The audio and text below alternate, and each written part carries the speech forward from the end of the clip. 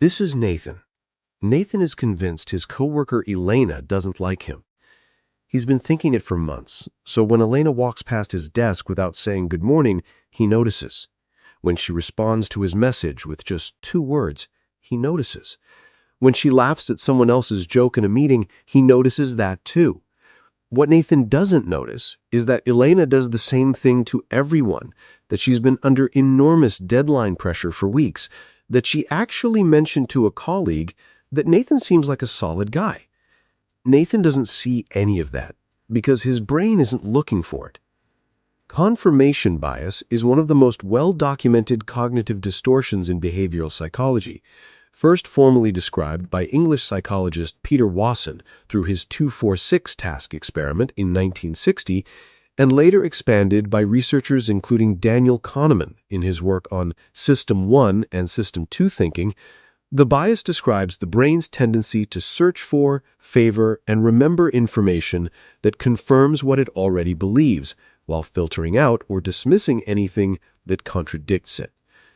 The brain is not doing this to deceive you, it's doing it to conserve energy. Processing every piece of incoming information equally would be cognitively exhausting, so it creates shortcuts. It builds a belief, then hunts for evidence to protect it. The problem is those shortcuts quietly shape everything.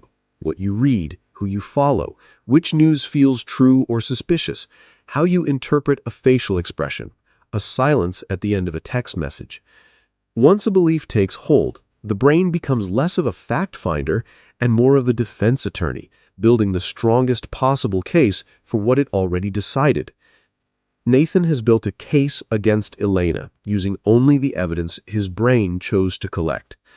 And what's unsettling, he feels completely justified. The evidence feels real, because to him it is.